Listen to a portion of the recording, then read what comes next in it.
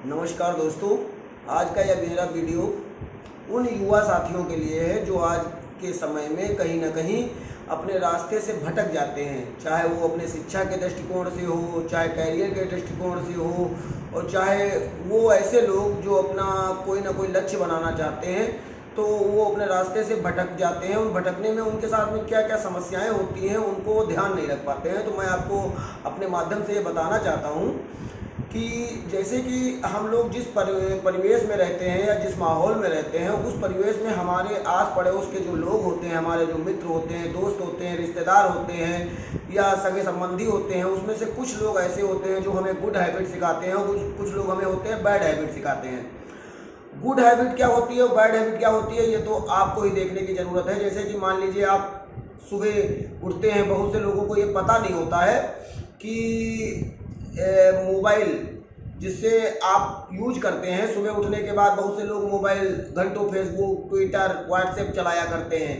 अब ये कहीं ना कहीं समय की बर्बादी भी है और कहीं ना कहीं इससे बहुत सी जानकारियां भी प्राप्त होती हैं। आप इसको किस उद्देश्य से इसका यूज कर रहे हैं, ये तो समझने वाली बात होती है। तो गुड हैबिट बैड हैबिट ऐसे दोस्त होते हैं, जैसे कि मान लीजिए आप नशा नहीं करते हैं, लेकिन कुछ ऐसे दोस्त होंगे जो आपको पहले गुटखा खिलाएंगे, शराब पिलाने के लिए प्रेरित करेंगे, और वो तब तक आपको खिलाते पिलाते रहेंगे जब तक एक दिन आप खुद नहीं कह दोगे कि भाई आज गुटखा खिलाओ चल के। जिस दिन आप कहोगे गुटखा खिलाओ, उस दिन कहेंगे जाके दुकान से ले आओ, मुझको भी खिलाओ, क्योंकि वो जान जाते हैं कि तुम्हारी आदत पड़ गई है। तो ऐसे मैं आपको बताना चाहता हूँ, जीवन में सबसे बड़ी चीज़ होती है आदत। आदत अच्छी भी हो सकती है और बुरी भी हो सकती है। आप किस प्रकार की हैबिट डालते हैं और किस हैबिट को अपने जीवन में उतारने का प्रयास करते हैं, ये व्यक्ति के ऊपर बहुत अधिक प्रभाव डालता है। नंबर दूसरी चीज़ होती है कि व्यक्ति जिस क्षेत्र में होता है, जिस क्षेत्र में वो काम कर रहा है, या जिस क्षेत्र में काम करने की इच्छा रखता है, या जिस क्षेत्र में उसने चयन किया है या भाग्यवश उसको प्राप्त हो गया है, हर क्षेत्र में उसकी एक जिज्ञासा होनी चाहिए। जब तक व्यक्ति के अंदर जिज्ञासा नहीं होती है तब तक वो किसी चीज़ में बहुत अच्छा जानकार नहीं बन सकता है।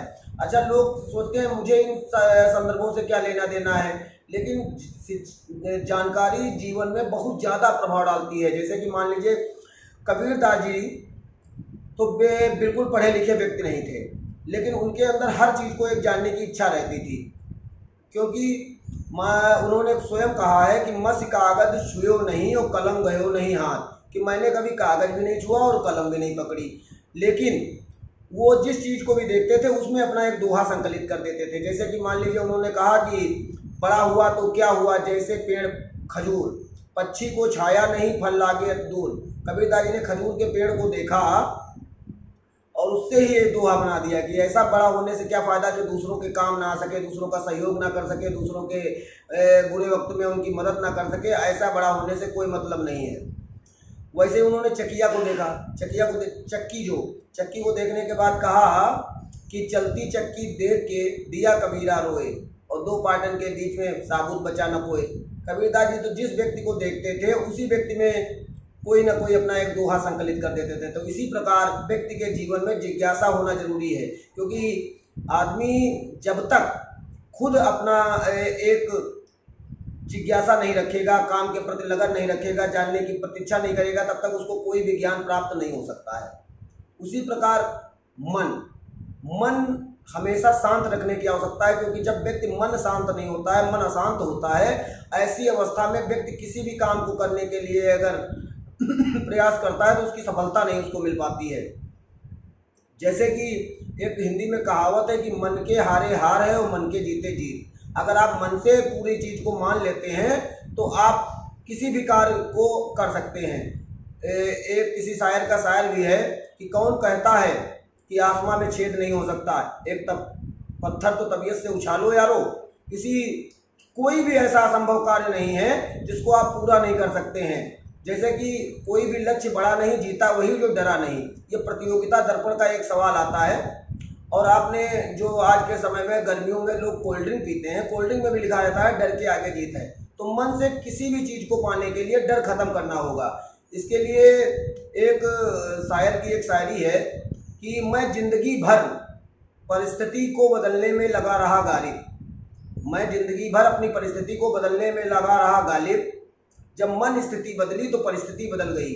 तो आप अपने मन को पूरी तरह से शांत करके जब आप किसी कार्य को पूरी लगन के साथ, पूरी जिज्ञासा के साथ, अच्छी आदतों के साथ करने का प्रयास करते हैं तो आप कहीं ना कहीं सफल हो जाते हैं। अच्छा, हमारे युवा साथी होते हैं, उनको इस चीज़ का चयन नहीं होता है कि हमारा लक्ष्य क्या है, हमें क्या करना है, किधर जाना है। वो जिधर भटके से रहते हैं। तो अपने जीवन का एक गोल होना चाहिए, एक लक्ष्य होना चाहिए।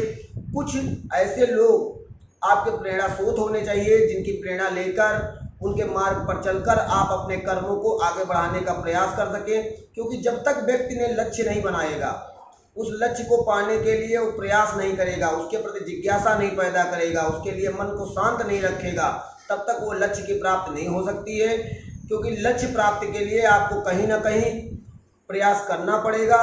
क्योंकि जब तक आप कर्म नहीं करते हो तब तक आप फल की अपेक्षा भी नहीं कर सकते हो। एक चुटकुला है कि अगर कर्म करते रहो, फल तो बाजार में भी मिल जाते हैं। तो फल बाजार से नहीं लेना है, फल आपको ईश्वर स्वयं देगा। जब आप कर्म करते हो तो आपको उसका फल ईश्वर कहीं ना कहीं देता है। तो आप अपनी अच्छी आदतें सुधारें, गलत आदतों से बचें, अपने मन में हर क्षेत्र के प्रति एक जिज्ञासा रखें, और खासकर तो जिस क्षेत्र में आप कार्य कर रहे हैं उस क्षेत्र के प्रति भी जिज्ञासा रखें। और नंबर 3, हर लक्ष्य बनाएं और मन को शांत रखें। अगर ये मेरा वीडियो आपको अच्छा लगा हो, कहीं ना कहीं इन 4 बातें आपके जीवन में कोई ना कोई तरीके से उपयोगी हुई हो, तो प्लीज़ मेरे चैनल को सब्सक्राइब करें, लाइक करें, कमेंट करें। जय हिंद, जय भारत।